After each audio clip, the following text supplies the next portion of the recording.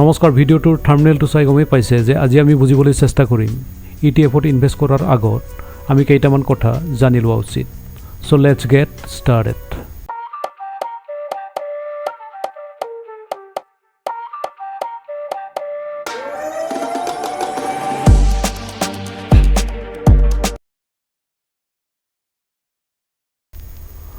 প্ৰথমে গুগলত আহি লিখিব NSE ইণ্ডিয়া।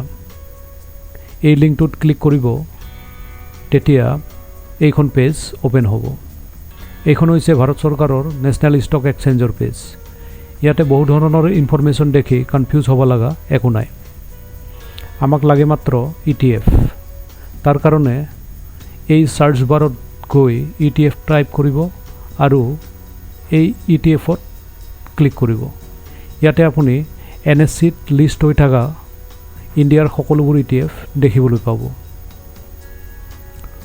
তো এই হেডিং কেইটা দেখিছে, symbol, underlying asset, open, high, low', previous close, LTP, indicative close, change percentage, volume, value, NAV etcetera.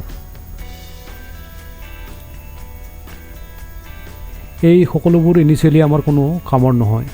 ইয়াৰে মাত্ৰ আমি দুটা হেডিং চাম আৰু কনচেপ্টবোৰ ইজি কৰিব চেষ্টা কৰিম। চাব, শ্বেয়াৰ মাৰ্কেটত চিম্পল কনচেপ্টবোৰেই বেছি ছাকচেছফুল হয়। তো সেই দুটা হেডিং হৈছে ভলিউম আৰু NAV। ভলিউম মানে হ'ল volume is the total number of share transacted, মানে কিমান শ্বেয়াৰ বেচা কিনা হ'ল। যিটো ETFত ভলিউম বেছি থাকিব তাতে লিকুইডিটি বেছি হ'ব, মানে বেচা কিনা কৰা সহজ হ'ব। তো আমি বেছি ভলিউম থকা ETFত ইনভেষ্ট কৰিম। তাৰ কাৰণে এই তলৰ এৰোত একবাৰ ক্লিক কৰি ওপৰৰ এৰোত একবাৰ ক্লিক কৰিলেই বেছি ভলিউম থকা ETFবোৰ ওপৰত আৰু কম ভলিউম থকা ETFবোৰ তলত হৈ যাব। আৰু ইয়াতে এই ডাউনলোড অপশ্যনটো আছে। তো আমি প্ৰথমে এক্সেলত ডাউনলোড কৰি লওঁ, তাতে বুজিব বেছি সুবিধা হ'ব। আগতেই কৈছোঁ যে আমাক ইনিচিয়েলি এই সকলোবোৰ কলমৰ দৰকাৰ নাই। আমি মাত্ৰ চাম ভলিউম, NAV আৰু LTP। বাকীবোৰ কলম ডিলিট কৰি দিওঁ।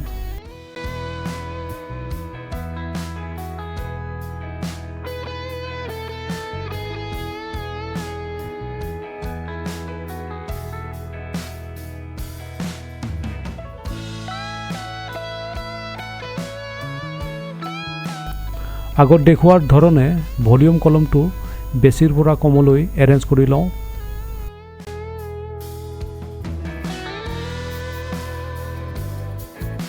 শ্বৰ্ট এণ্ড ফিল্টাৰ অপশ্যনত ক্লিক কৰি Z to A কৰি দিব আৰু OK কৰিব।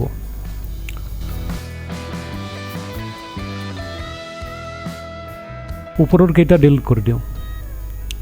আপুনি ইনিচিয়েলি এই 10 lakhs to 1 crore ভলিউম থকা ETFবোৰত ইনভেষ্ট কৰিব আৰু গ্ৰেডুৱেলি তলত যাই থাকিব।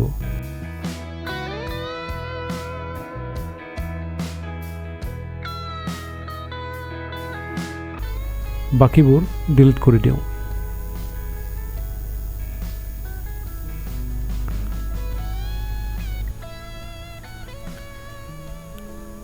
এতিয়া NAV মানে হ'ল নেট এছেট ভেলু, যিটোৱে ETFটোৰ 1 ইউনিটৰ একচুৱেল ভেলু কিমান তাক দেখায়। এতিয়া NAVতকৈ যদি ETFটোৰ বৰ্তমানৰ প্ৰাইচটোক, যিটোক LTP বুলি কোৱা হয়, বেছি হয় তেতিয়াহ'লে তাক অভাৰ ভেলুড বুলি কোৱা হয়। আৰু NAVতকৈ যদি LTP কম হয় তেতিয়া তাক আণ্ডাৰ ভেলুড বুলি কোৱা হয়। সহজ ভাষাত বুজিব হ'লে, যদি এটা পেণ্টৰ দাম 1000 টকা হয় আৰু তাক যদি 1200 টকাত বেছি আছে, তেতিয়া তাক অভিয়াছলি আমি নিকিনো। আৰু যদি 1000 বা 800 দি আছে তেতিয়াহ'লে আমি নিশ্চয় কিনিম। চ' আমি ETF কিনাৰ আগত NAVটো চোৱা ইম্পৰ্টেণ্ট আছে। আৰু NAVটো ট্ৰেডিং ডেট শেষত কেলকুলেট কৰা হয়। লাইভ মাৰ্কেটত যদি ইয়াক চাব খোজে তেতিয়াহ'লে আমি আগৰ পেজটোত যাব লাগিব আৰু ETFটোৰ ওপৰত এনেধৰণে ক্লিক কৰিব লাগিব। এইটো হৈছে INAV, মানে ইণ্ডিকেটেড নেট এছেট ভেলু। ইয়াৰ লগত LTPটো কম্পেয়াৰ কৰিও আপুনি লাইভ মাৰ্কেটত ETF পাৰচেছ কৰিব পাৰে। INAVটো লাইভ মাৰ্কেটত পাৰ 6 ছেকেণ্ডত চেঞ্জ হৈ থাকে। ইয়াক ভালকৈ বুজিবলৈ আকৌ এক্সেল ছিটটোত যাব লাগিব। আমি ইয়াত NAV আৰু LTPৰ ডিফাৰেঞ্চ চাবৰ কাৰণে এটা এক্সট্ৰা কলম বনাই লওঁ। ডিফাৰেঞ্চটো চাবৰ কাৰণে এটা ফৰ্মুলাও লগাই দিওঁ।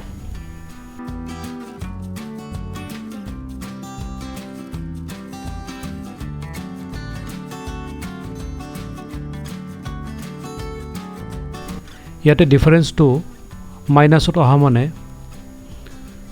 NAVতকৈ LTPটো বেছি চলি আছে। সেইবোৰত যদি বেছি ডিফাৰেঞ্চ থাকে আমি ইনভেষ্টমেণ্ট এভইড কৰিম।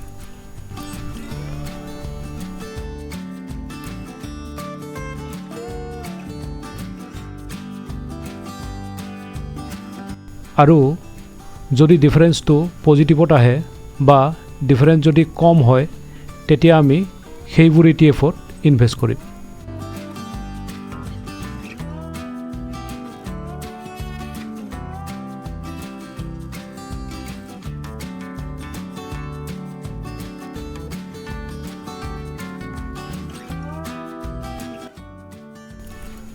আশা কৰিছোঁ আপোনাৰ কনচেপ্টটো ক্লিয়াৰ হৈছে। তো ETFত ইনভেষ্টমেণ্ট কৰাৰ আগত এইকেইটা কথা জনাটো খুবেই ইম্পৰ্টেণ্ট। নেক্সট টাইম আপুনি ETFত ইনভেষ্ট কৰাৰ আগত এই ভলিউম আৰু NAV চেক কৰিহে কিনিব। ভিডিঅ'টো শেষলৈকে চোৱাৰ বাবে বহুত বহুত ধন্যবাদ। আপোনাৰ যদি কিবা কুৱেৰি আছে কাইণ্ডলি কমেণ্ট বক্সত লিখিব, নিশ্চয় ইয়াৰ সলিউশ্যন দিবৰ চেষ্টা কৰিম। শ্বেয়াৰ মাৰ্কেট ৰিলেটেড ভিডিঅ'বোৰ চাই থাকিবলৈ যদি ইউটিউবত চাই আছে তেতিয়াহ'লে চেনেলটো ছাবস্ক্ৰাইব কৰি দিব, লাইক কৰিব আৰু শ্বেয়াৰ কৰিব। আৰু যদি ফেচবুকত চাই আছে তেতিয়াহ'লে পেজটো ফ'ল' কৰিব। অন্য এটা ভিডিঅ'ত জল্দি লগ পাম। Till then take care, bye bye, জয় আই অসম।